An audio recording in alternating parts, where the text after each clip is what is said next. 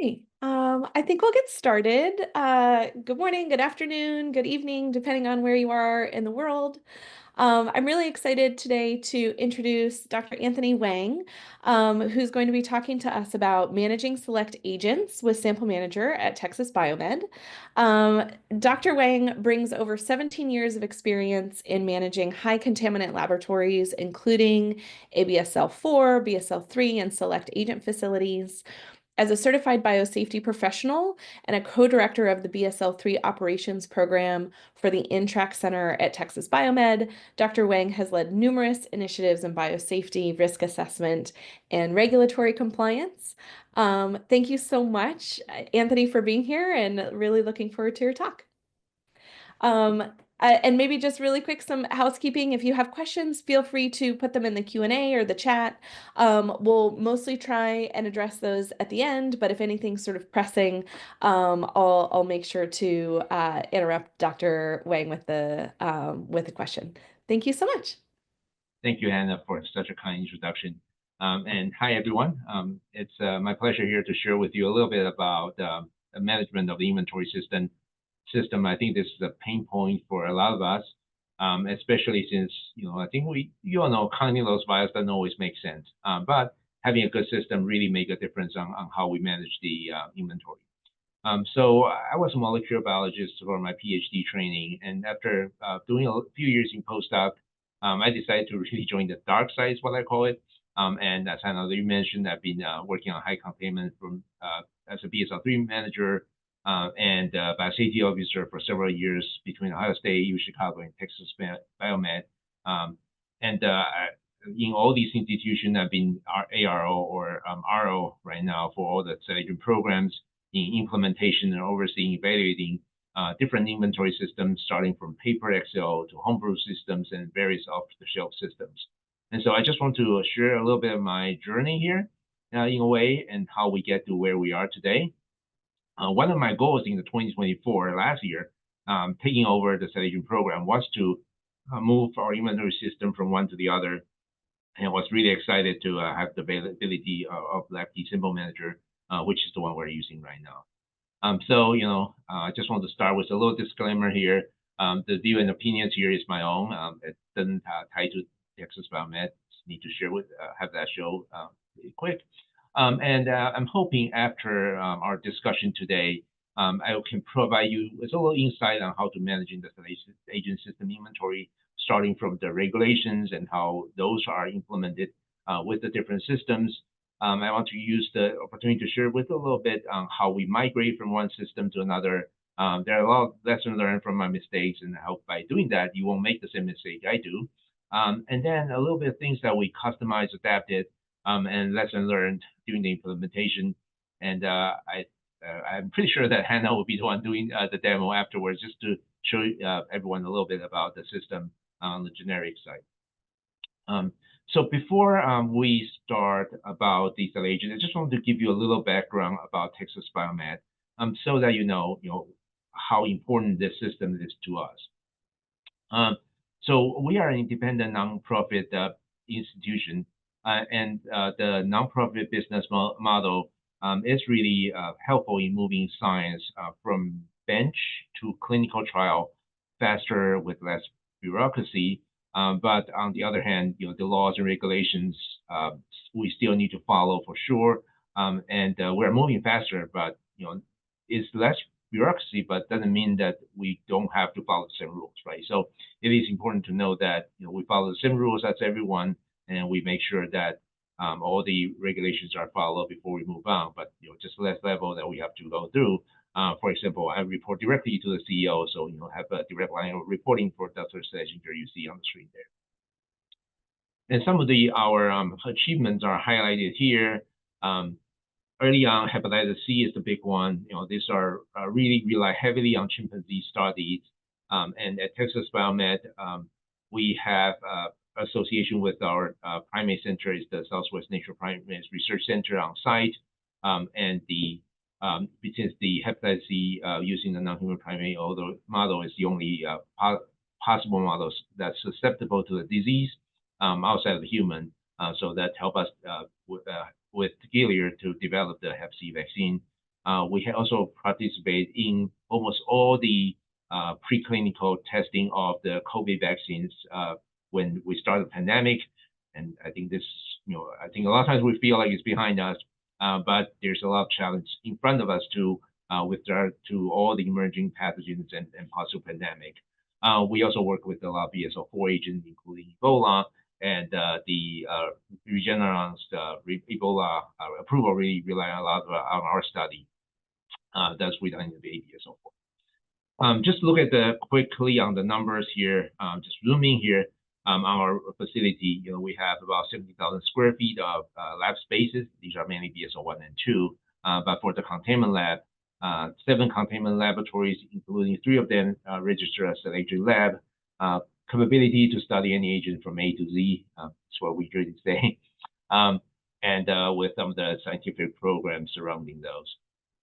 And as I mentioned before, we also have the primary center. So Texas Biomedical houses the Southwest National Primary Research Center.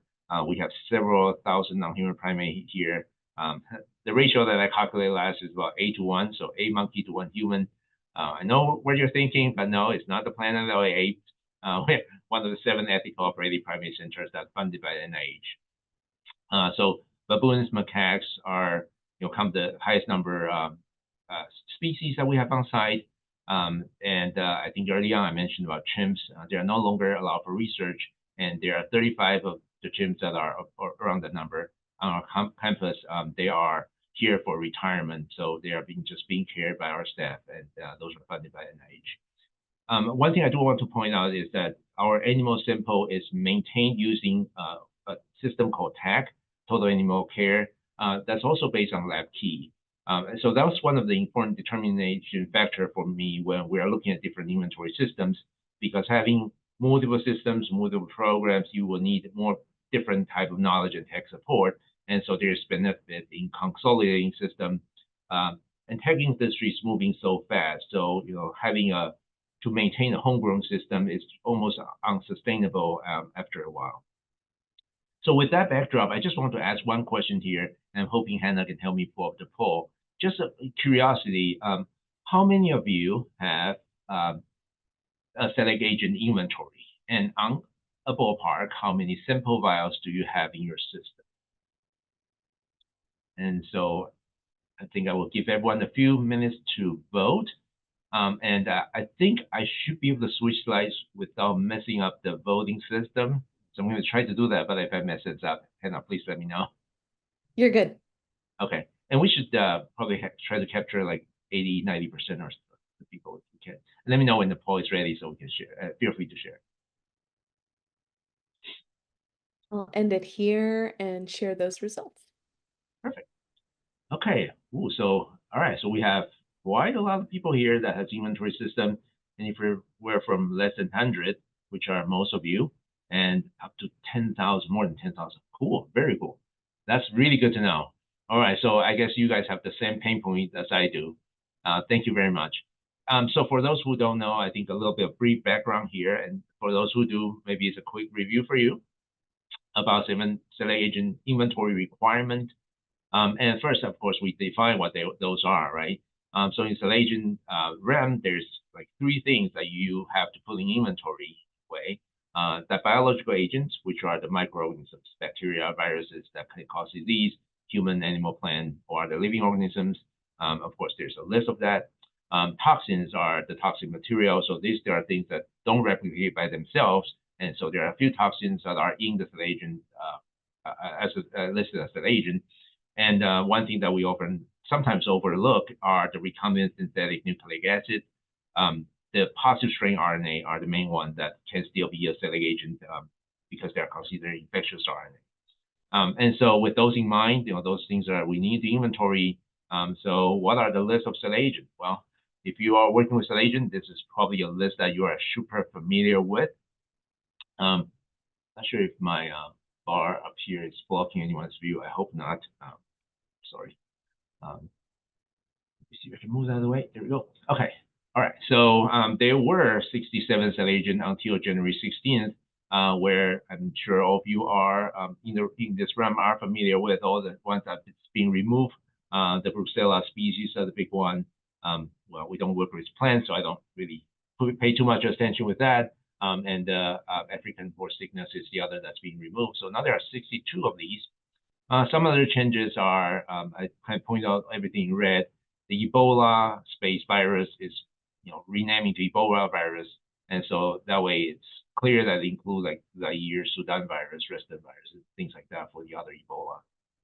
And there's a change in the name for SARS-CoV-2, as well as now Nipah is tier 1 select agent. And so, the tier 1 and non-tier 1, the only difference between them is more of a higher security concern due to the possibility for use as bioweapon. And so for those, there's increased biosecurity and personal suitability requirement. Otherwise, for inventory purpose, these are all very similar. And the regulation for all these come from the CFR, the code for federal registration, the 7942 that I listed up there. And I will include a few information in the end. There's a slide with that, so that if you want to look them up, all these come from the regulation itself and the guidance. All right, so what are our inventory requirements? Oh, that's good. That's slide. No, I didn't. Okay, sorry. So they require us to have an accurate and current inventory for things that are held as long-term storage. And so that is a very interesting term. You might think, what will we consider as long-term storage? We'll talk about that in just a bit. It also states that if you have animal plants intentionally or accidentally exposed to, those has to be inventoried, and also specify things that are not required to be inventory are things that are excluded, meaning that if it's no longer viable and things like that, it's excluded. And for those who doesn't know about the SLA agent program, it's a joint program between CDC and USDA, depending on if the agent is either affecting human, affecting animal, or have potential of affecting both. So now that we know that we need to have an accurate inventory, we will talk about long-term storage. I just want to ask this question, see if everyone knows about this and what your thoughts about it. According to the SLA agent program, and the inventory guidance, what is the definition of a long-term storage? Let's see what you guys think. More than 30 days, 90 days, 180 days, 1 year, or it depends.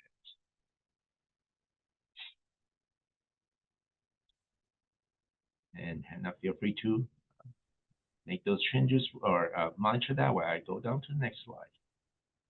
Yep, and I'll end the poll. It looks like most people have answered. Cool. Aha.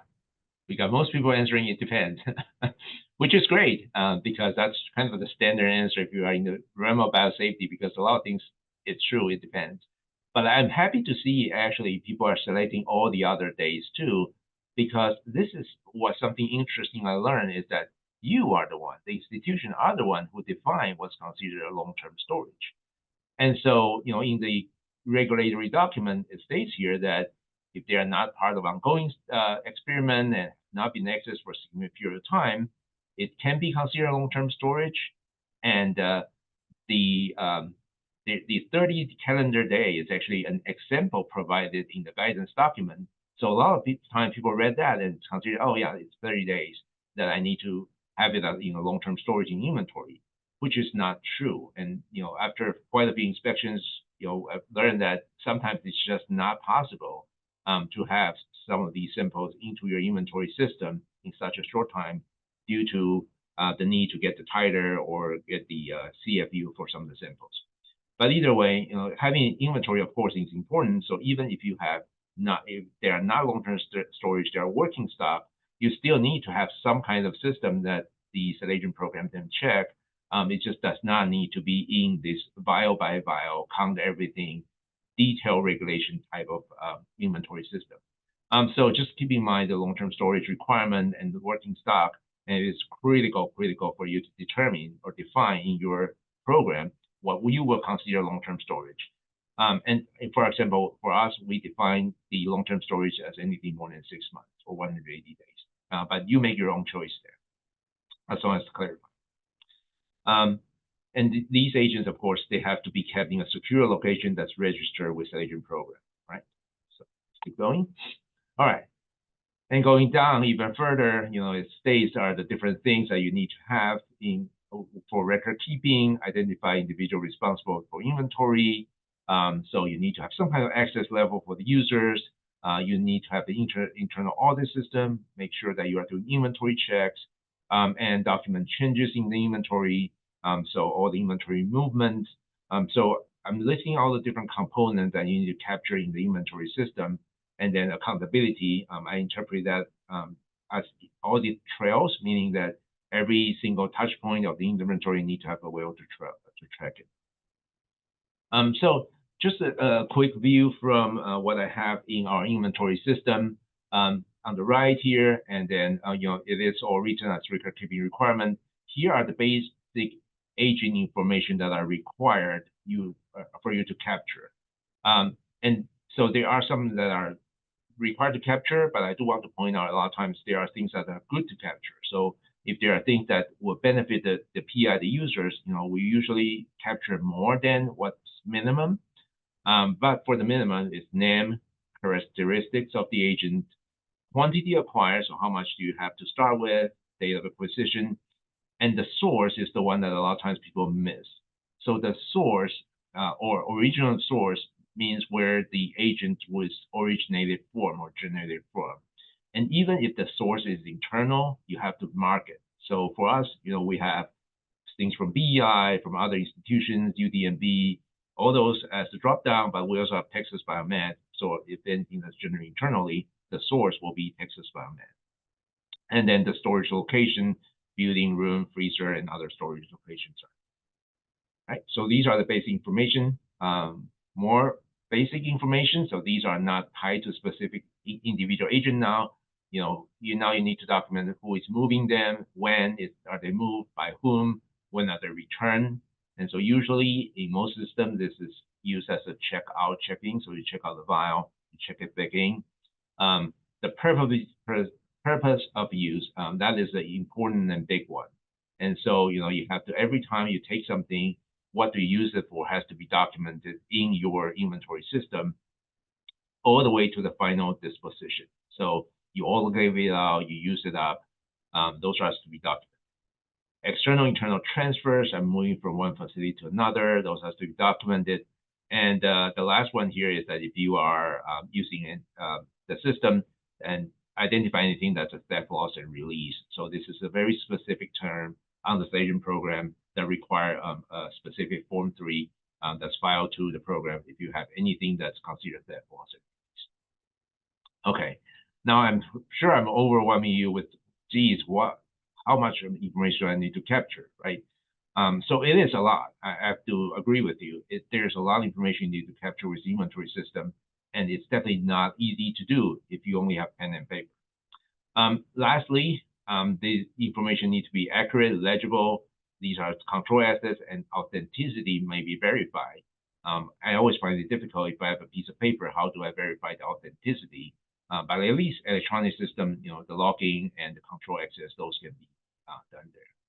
So to summarize, all these just tell us that your record has to be cradle to grave, meaning that the time the sample comes in, I have all the documents, to every time I touch it, to the time it went to the autoclave or I use it up, I have to capture all those data, and then it has to be auditable, meaning, I'm not sure if that's even a word, but meaning that I need to have a way to show that step by step, this information is there. So with that in mind, let me just ask one more question here. Do you have an inventory system for your select agent? And if you do, what type of system do you use? Starting from pen and paper, Excel, homegrown system maintained by your internal staff, homegrown system that is now obsolete, so not maintained by anyone, which we were in that case a while ago. Sorry, it's off the shelf, not office the shelf. My apologies. Or you are not using any of these systems, and if you don't have an installation inventory, you can just check that one there. So hopefully that I can get a sense of what everyone's using out there. Thanks, Hannah. Okay, so we have half of the attendees here using Excel spreadsheet or equivalent. I applaud your effort, especially those two that are using pen and paper. Oh my goodness, it is tough. But is pen and paper a possible system? I have to tell you, yes, it does. And I'm very surprised that the Salesian actually program actually have a template for this. The way it works, if you look at this, is that pretty much every single vial I need to have a piece of paper tied to it. And every time that I'm using up a piece of paper, a second piece of paper will be attached to it. And so I think I can manage this probably up to 100 vials, and then I will be pulling my air. So I would say the pen and paper, probably up to 100. Excel, I can probably do up to 1,000. But how do you audit them? How do you conduct an inventory check? Let's say you have 100 vials, so you have 100 pieces of those papers, and some of them are used up, some of them are not. So I have to flip through each one of them, looking at their individual records. I would say that's extremely time consuming. And I think the worst part for me is that it's really not searchable, meaning that if the PI want to know, hey, do I have Lassa virus of this particular strain in my stock, I have no way to search it. So I do want to point out another side of this equation. It's a challenge we have is if you have a lot of animal work involving that, because each animal would generate truckloads of samples, and having each sample tracked, it's pretty tedious even with the system. So there is one kind of bulk function that Salesian program allowed us to use. But I just want to point out, that regulation, it does mention about animal samples and the information will be contained in research notes and animal care logbook. And so far, that is the only type of sample we have not fully migrated the system. Trying to figure out, whether we can capture the same amount of information without having to duplicate all the efforts. But otherwise, we've moved the most of our inventory into the lab manager, sample manager system. All right. So a few things about migration and the system setup. First, I want to share a little bit about consideration about the IT system. And I do want to start by saying that I'm not an IT expert. I actually work with our IT team, and they are the one who get this all together. I know some of the benefits and downside of using different setup, but I just wanted to give an overview. And these guidance sections here come from the guidance document for the IT security for the Salesian program, which I will have a list of all my references in here. So basically, the IT system security considerations include things to protect your network, computer, program data, or to make sure that there is no intrusions or unwanted access. For network side, you can have a logical or physical separation of your different systems that are used in these Salesian facilities. And we found the best way is to have what's called an air gap network, which is a physically separated network for like building automation or inventory. That way we know for sure there's no way for outside to access the system. That means there's really no internet traffic that goes straight to these inventory or critical building automation system. Wireless network is really not recommended because of the vulnerability, so we don't use wireless network for any of our systems that manage anything Salesian. I have a few notes on the next slide. That's the different 1 and 2, 3, 4, 5 stars here. So about access authorization, that's password or using a dual authentication, biometrics, and things like that. Application system security is like the security for the software itself. Firewall, it's for you to screen out all the unwanted traffic. And as you can imagine, right? So if I have an air gap or fully separated network, firewall would be irrelevant because you don't need to protect them from outside intrusion when there's nothing that can come from the outside. Some consideration on process for patching the system, as well as making sure you have some kind of storage or backup. And I'm going to switch to the next slide to address each of these ones that I put a star on so that you can have an idea what I mean by that. All right, so first, I already mentioned about our air gap network. At Texas Biomedical, we have 3 of these that are physically separated from the outside network, one for building automation, the other for inventory and camera, and one for the access control, so all the key swipes and things like that. Dual authentication is one thing that's going to be extremely difficult if you want to implement a containment lab. This is the one you need to pick up your phone and they will text you a code.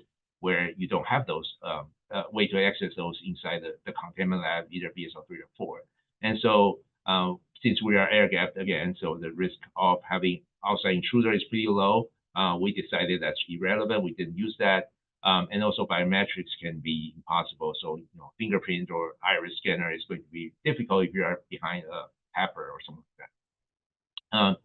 Application systems security is like user account to log into window, log into LabKey, which of course we implement that. I talk about firewall. So for us, we actually have LabKey running on a Windows server with a virtual host with the LabKey Sample Manager database running on this. And again, it's on a separate air-gap network. So no outside traffic, not possible to remote update the system, not possible to remote patch the system. And so you will need a flash drive, patch the system manually. One thing that I do want to point out is that the air-gap network sounds great, very cool. Unfortunately, you will not be able to use some of the resources, including a remote repair or backup service that are on the cloud, for example. And so there might be additional costs associated with those services since now you have to do it within that air-gap network. Okay, so just a quick view of our sample structure. And first, of course, we review the old system. As I mentioned before, we had a homegrown system before that is really out of service because we don't have any individual that knows the system well enough anymore. And so first step, we're determining, do we want to capture every single thing in the old system and bring it over? And what we determine at the end is that it's really not a possibility because of the database difference. But a one-time snapshot with the entire record, one-time snapshot instead of the full record is achievable, meaning I just want to see at this time point, I don't care about all the excess record and things like that, because if CDC wants to see that, they can log into the old system and still see those records. But the snapshot will give them an idea, like from this time on, here are our inventory. And that was our approach to take. I think that was the approach I took earlier when I was in Chicago, when we migrate between different systems. Very early on, we found that there are some limitations on deriving sample from liquid to solid and moving sample between BSL3 and 4. So we made the decision to actually have 4 sample types, BSL3 liquid, BSL3 solid, BSL4 liquid, BSL4 solid. And that way the solid would derive, if I need to derive any solid, it would be from solid, liquid from liquid. But I believe that update has been done, so now you can actually derive solid to liquid and vice versa. And of course, the main difference is, the unit, one is liter, microliter, the other is gram, microgram, things like that. We have a drop down, I mentioned that earlier, as a regional source. And one of the most tricky part is the multiple IDs. So we were using an old barcode system. Sample Manager has its own sample ID and barcode, and we want to move them over. And so it's an export from the old database that has the old barcode, which is already printed on our BIOS, so we don't have to redo any of these. But all the other information you see here is just export one-time snapshot from the old system, and then that's bringing it over to the current system, including original quantity, the date created, and so on and so forth. All right. So, a lot of work. I mentioned earlier about these difference in the animal samples. So this is one important information. If you don't know this, I would highly recommend you take a look at this. But for all these fluid, serum, tissue that come from animal, there is no requirement to track every single vial. You can actually bulk it. And so that's why we create a 5th unit that's called bulk animal tissue samples, and this is in the implementation stage. Basically, we're going to tag the box itself as a label, and each vial is a unit. And so now a box of 100 vials, it's labeled on the box, and whenever we take out the box to take a sample, all we need to know is that we touch this box, and that it will be an acceptable way to manage this type of bulk sample. Storage structure, on the other hand, this is pretty straightforward. I think this is a very cool building function already available in the system. And we work closely with the LabKey team to determine the simple structure on the shelf, rack, tray, box, and so on and so forth.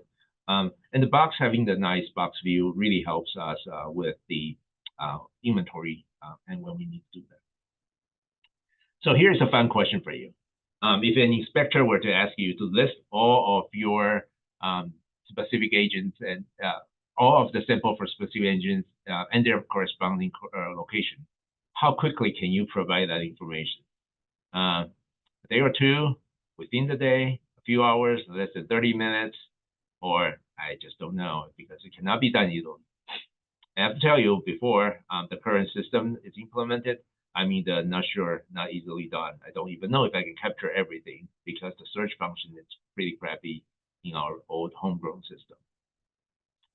But the good news is now I can say really confidently, like within 30 minutes, I can give them the data. So a huge jump from the data availability. So Hannah, whenever you're ready. Okay, so yeah, even spread throughout the spectrum here, anywhere from just like me to people are pretty confident in their data, and everywhere in between. Cool. All right, and so some learning experience for us on implementing the system. So first, of course, when we export the files, there is a template for LabKey for us importing data, and I don't know how many testings of this before I was confident enough to put into the actual live system. Basically looking at simple data table, make sure they all match, make sure the storage location match exactly the field names. And we develop like a step-by-step on what to upload first so that we can tie the sample together.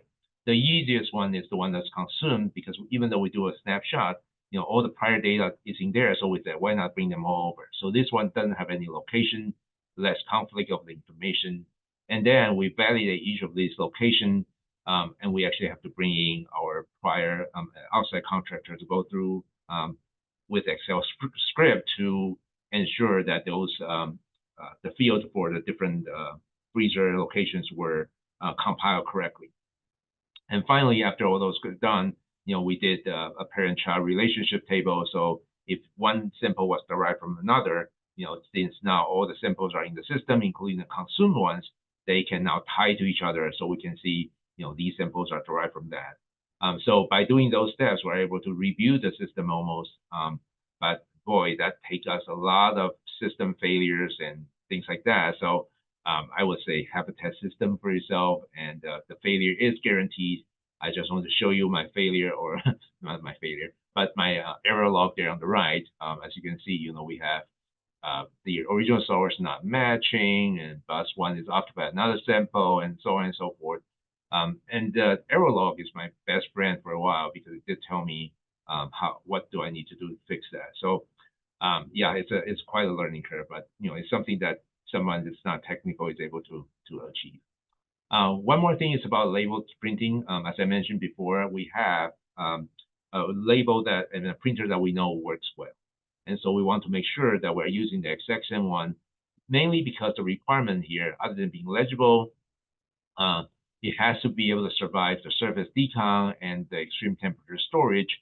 So the printer that we used before with the label itself was able to stick to these frozen tubes, which is quite amazing. So we don't want to change that.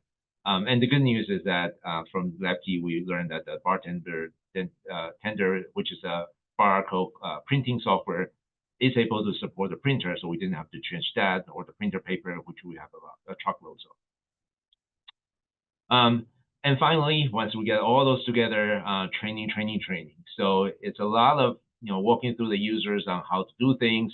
The check-in, check-out is probably the most common use of this, meaning that they find their tube, they check it out, and they put in the purpose of use and put it back into the vial. Or if they use it up, how to use the consume function after checkout.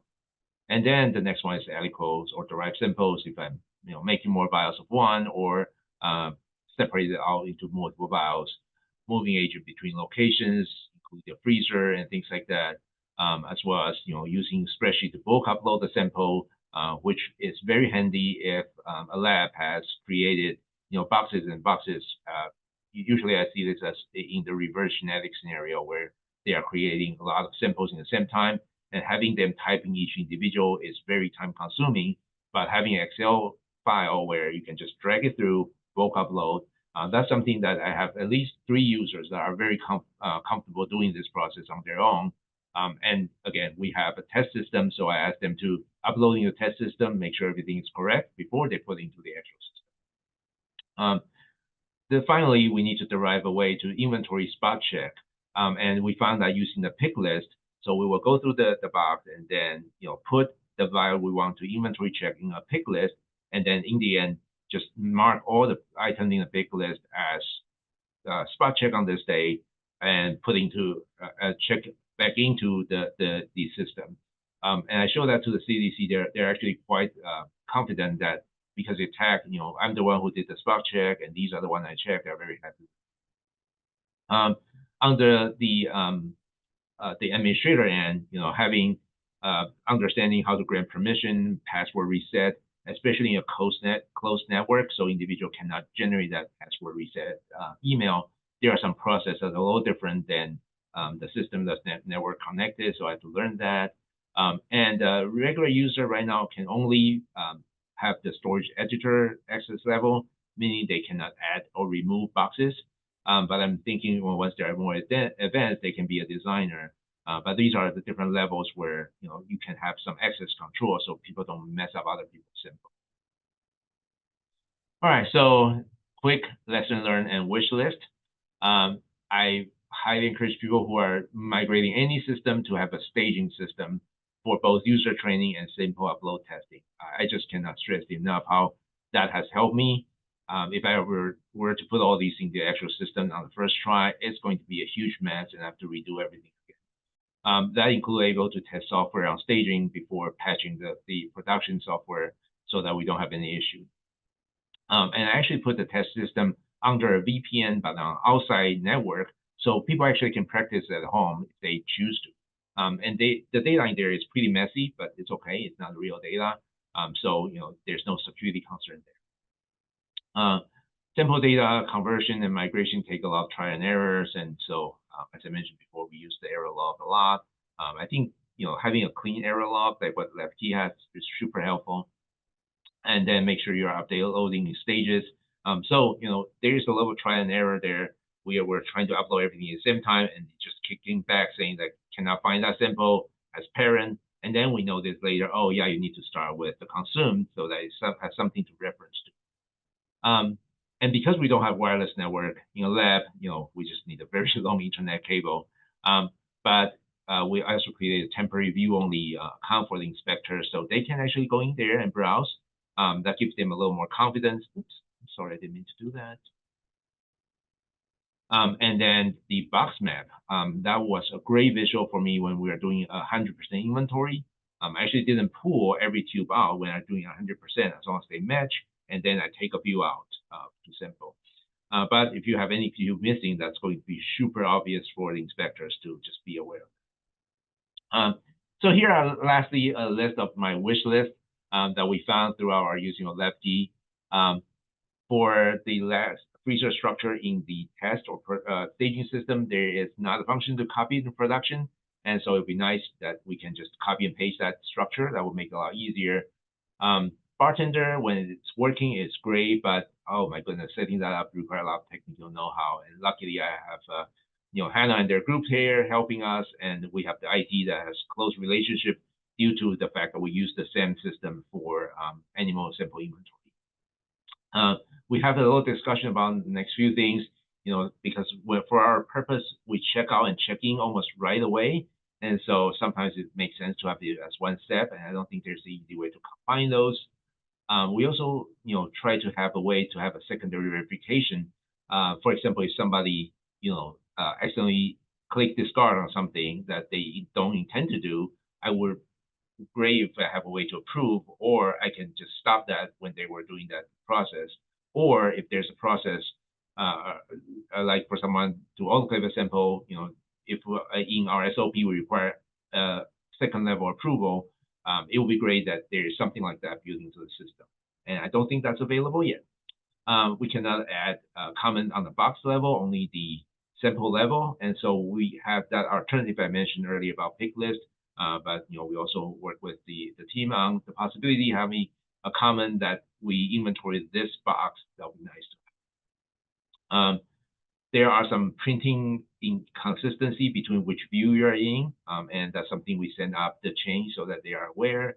And lastly, while I can search and get those data really quickly, it would be great if there's some reporting function in the system that's similar to pivot table. We can do some of these by filtering, but it is really difficult if I want to share like a specific table to someone. And so sometimes I did have to export as Excel and manage the data there, but still it's better because it's up-to-date data before when I export that to Excel. So I hope I am not overwhelming everyone too much and share a little bit of our experience. If there's any question, I'd be more than happy to answer. These are my references. They're all accessible from the Salesian website, including the regulations, their guidance document I used, which is my introduction based on. And with that, Hannah, I'd be happy to take any questions. Thanks, Anthony. I think I'll switch gears a little bit and kind of share a bit Right. about select agent inventory management with Sample Manager. And then as I'm talking, feel free to start putting in questions for Anthony in the Q&A section or in the chat, either one. And then of course I have some questions too for you, Anthony. So we'll get to those in a minute. So let me switch share here. Unlike Anthony, I do not have a lot of experience with select agent inventory management outside of being in a lab for a long time prior to maybe also coming to the dark side, as he mentioned.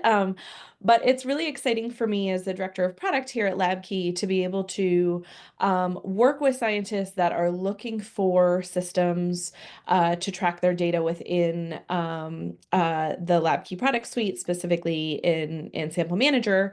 And so I thought I'd sort of extend on what Anthony talked about a little bit here and sort of share how I envision sort of being able to track this inventory within our systems. A little bit about LabKey sort of prior to this, if you're new to us. We really consider ourselves sort of a scientific software company. We really pride ourselves on being different in terms of other vendors, of really working closely with our clients and helping advise them and work with them and also improve our software based on the feedback that they have. One of the things that I always like to say is a testament to this is I was a client of LabKey's for a long time before coming on here, and I always appreciated working with them, and so now it gets it's fun to be on the other side of that.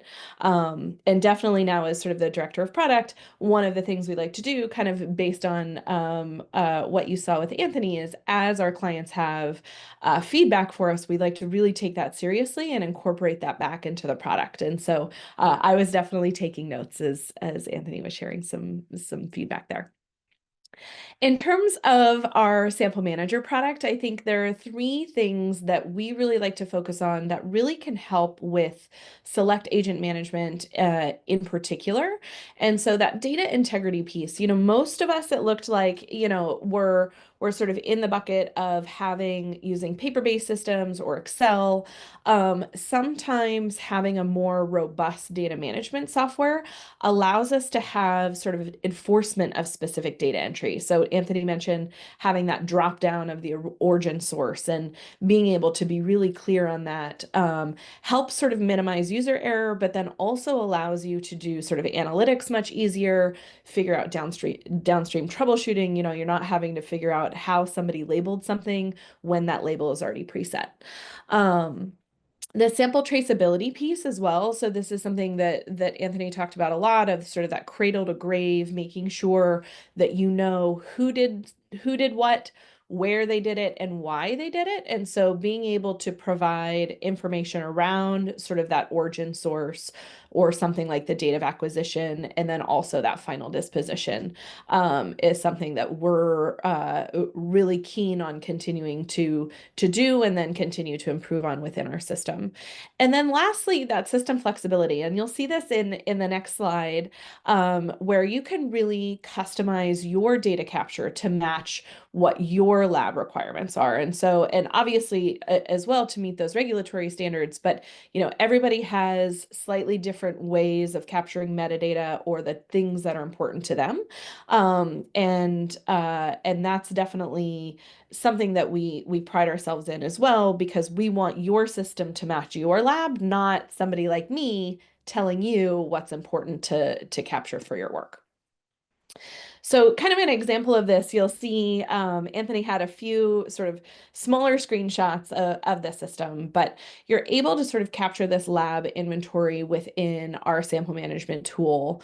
As you saw for Anthony, definitely having the ability to track that high level source data, so the origin source of where your select agent came from.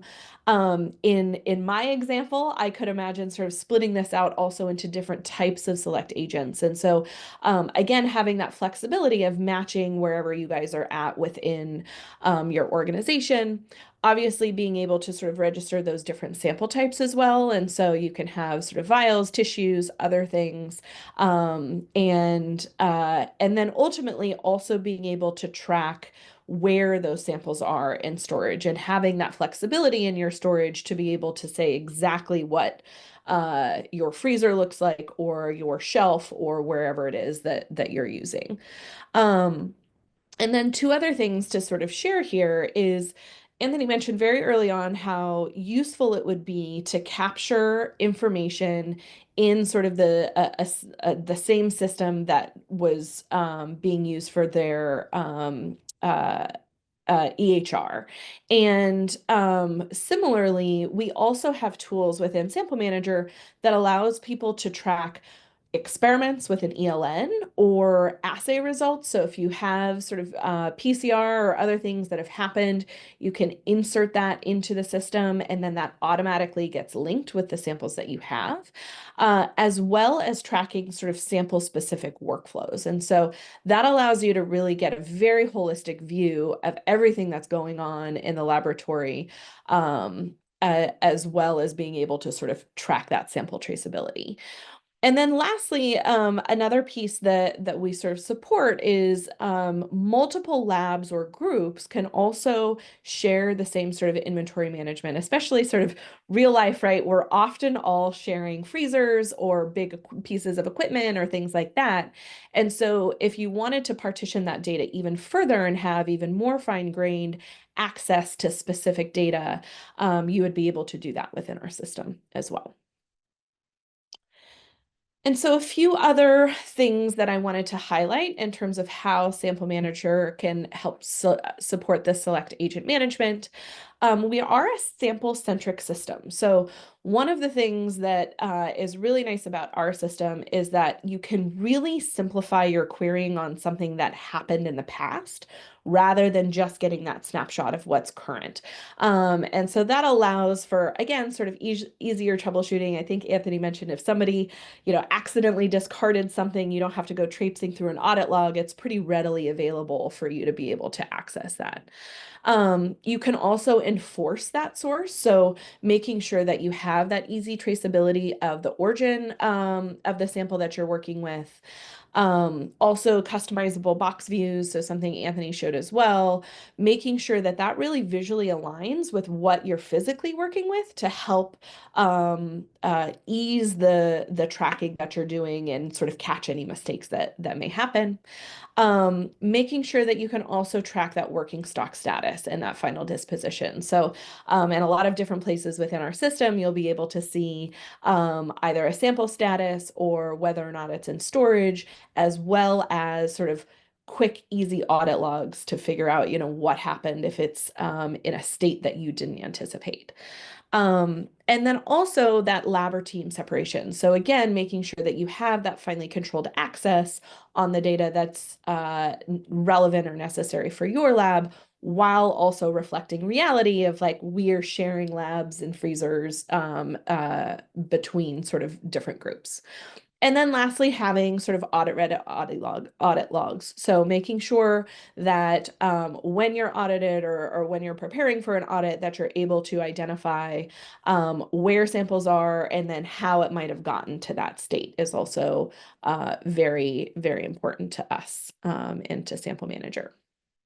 So Anthony mentioned a demo, but for the sake of time today, I'm not going to go through that, but I'm happy to sort of meet with anybody and do a demo kind of that system that I set up and talk more about this. In general, LabKey has a suite of products, and these were kind of mentioned previously. We have a lot of different options essentially for all sorts of different labs looking to track their inventory or laboratory data with us. And then with that, I'll thank Anthony for speaking today. I think that's great. And please, if there's any questions, I'll go ahead and take a look at the Q&A now. I'm I going to might. answer the one Oh live yeah. and see there's one Oh yeah. Oh, question here. perfect. Yeah, about how do we do inventory and how much. One thing that's pointed out in the segregation guidance, inventory guidance, is that if you have major change in your inventory system, like in this case, we're moving from one to the other, we need to do 100% inventory. And so we actually went through all the samples, pulled all the boxes out. And like I mentioned before, because you have a box map view, we were able to convince CDC that by looking at the box map view, plus pulling out select sample from the box, that is sufficient to prove that it's 100%. And there's a little bit difference in the interpretation there because in theory you should be checking each vial and matching up their barcode system. But we have 25,000 samples, so this is going to take ages for me to pull everything out. So every year we do anywhere from 1 to 5% of the sample. We kind of spot check them, but we know there are some that are not as used as often. So we don't often touch those that we know that are not being used. And so how do we know what some are used or not? What the audit was kind of our guide. We can just scroll through and know which one is used. One more thing about the inventory is that we are allowed to, if you have kind of a tamper-proof tape, that once the inventory, you can tamper-proof it so that some of the samples can now become inventory that you don't need to open and check if the tamper-proof tape is not being broken. However, we have challenge finding one that work with -80 or liquid nitrogen. So if you know of any, I am all ears. I'm trying to find something that works as tamper-proof tape inside these cold storage. I also see another question. Oh, actually, Brian, I know Brian, asked about the barcode printing and RFID. So I don't know about RFID, but it does support barcode printing, at least from the printer that we use. So we actually have barcode printing on each one of them, and we did try the barcode scanner, and it actually works well. So it's a generic barcode, infrared barcode scanner, and the printer table, I mean, it's pretty tiny, but it scans perfectly fine. I don't know Yeah. about RFID then. Yeah, and maybe I'll add to that as well. So LabKey integrates with a label printing software called Bartender that sort of Anthony mentioned earlier, and they do have the ability to basically encode RFIDs. And so the full flexibility is kind of on that system, and we will work with that. So if you have an RFID and scan it, we're able to sort of locate the sample based on that as well. And so one thing I want to add is that for the Bartender software, once we set up, it's really flexible. It's more like a printer template, and you drag in different fields from your table, which is very convenient. Somebody as non-technical as me can do it, but setting up on the back end that requires a little bit of technical know-how. So you probably want to get some support there. We choose. Yeah, +1 on that one for sure. It's great once it's there. It's more steps to get it set up for sure. So Anthony, I have a question for you. When you switched to Sample Manager, what was the learning curve like for your staff as you were sort of training folks, and what did that process look like? So I was very surprised because I think the UI for Sample Manager is a lot more intuitive. Our old system, I really have to go into training and making sure they know where to click to get what. And this one, I pretty much just have about 2 hours going through, hey, here are the key, like I meant list there, checking in, check out the derivative, and these things take about 2 hours. And then I say, just play with yourself. Here is the test system. I haven't got too much of a question afterwards. And so, like I said, most of the time they're checking check out. I did have to sit down with a few on the bulk upload using the template. And like I said before, we tested with the staging system first. So it is a pretty, I would say, managing it is a steep learning curve, but for the user, I think it's much more intuitive to a point that, anyone can browse a website. I think it can use LabKey. Great. It looks like another question came through about how often do you check your inventory internally? And then do you use Sample Manager to help you with that? I think I kind of alluded to this early on. So at least annually is the general guidance. There's really no specifics, but we do it, when there's a major system change. But annually, we take out or we look through about 1 to 5% of the samples. And yes, the map view, I think that's the big thing for me is being able to see the map view, and you pull out the box and you immediately know, okay, you should be missing like A9 and B5, and so this match that. So in a quick glance, you have all the samples there, and then you pull out different things afterwards to check. So yes, it's very helpful to have a box. Okay, I think with that, we're kind of coming up against time, but if there are other questions that folks have, feel free to send it and we can always sort of route it to Anthony and get you guys connected as well. But thank you again so much for presenting. This was super, super wonderful and informative. No problem. Thank you very much. See Take you care. later.